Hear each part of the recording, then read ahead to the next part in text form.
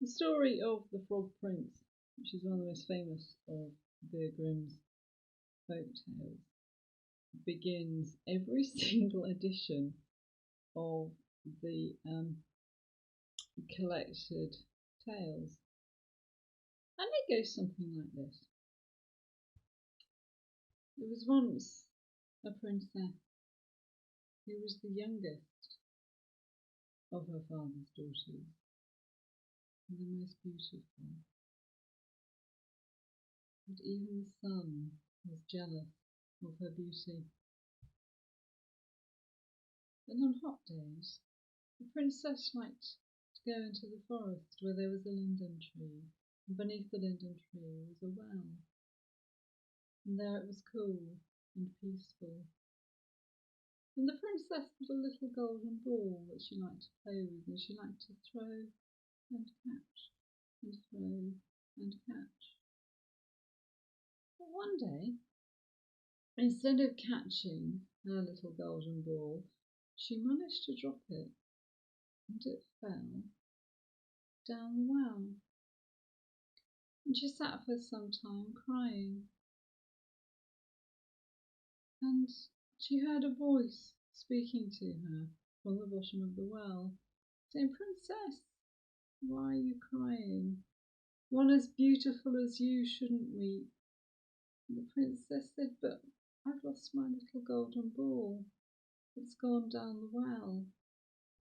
And the voice said, "I can rescue it for you."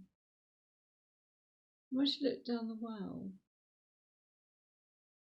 the ugly head of a frog was poking up above the water.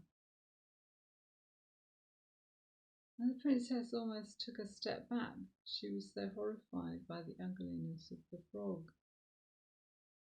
And yet, he was offering to help. "What will you give me, princess, if I find your golden ball for you?" And the princess, "I will give you clothes. I will give you my jewels.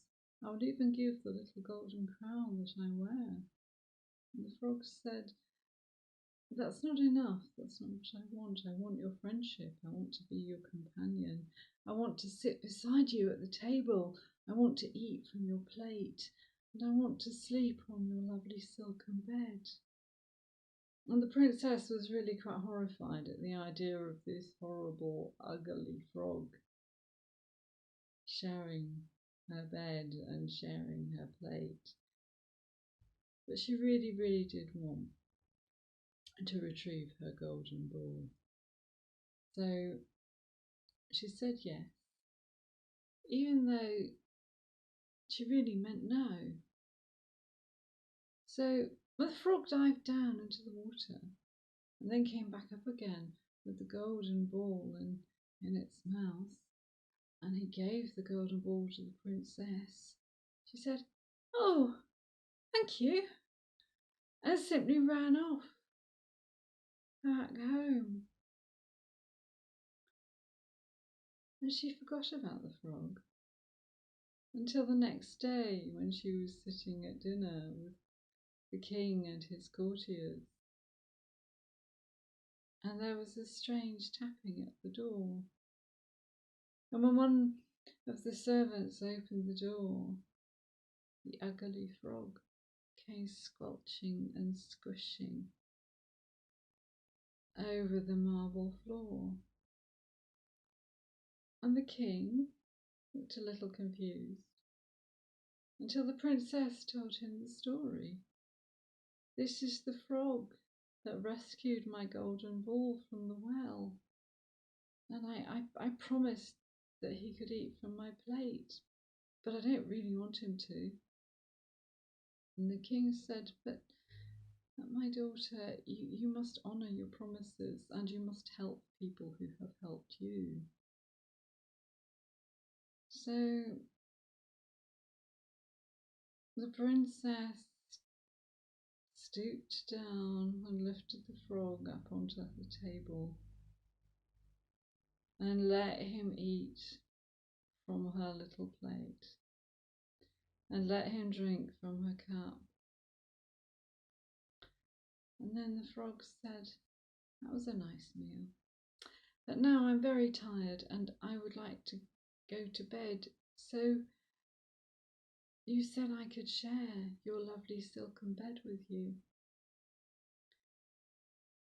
So the princess picked the frog up and carried him to her beautiful room with its lovely bed and its silken sheets. But when she saw the frog there on the pillow, she thought, ugh. And instead of lying down beside the frog, she picked him up and threw him against the wall. And there, standing in front of her, where the frog had fallen, was a handsome prince with kind eyes. And he smiled and said, "I cannot thank you enough, for you have broken the spell that an evil enchantress placed over me. And now I am free to marry you and take you back to my kingdom, where we can be happy together." So the next morning, a coach with 8 beautiful white horses appeared outside the castle. And there, driving the coach, was the prince's servant, faithful Heinrich. And wrapped around Heinrich's chest were 3 iron bands. For when he had heard that his prince had been turned into a frog by an evil enchantress, he thought his heart would break. So he bound 3 iron bands around his chest to prevent his heart from breaking. And as they rode away from the princess's kingdom to the country where they were going to spend the rest of their lives, they heard a crack. And at first the princess thought it was the coach breaking, until Heinrich explained it was the iron band that was holding his heart in place that was breaking, now that his heart was healed and whole, for his prince had returned to his true form, and his prince was healed and whole. So the prince and the princess returned to the prince's country, and they and Heinrich, the faithful servant, lived happily ever after.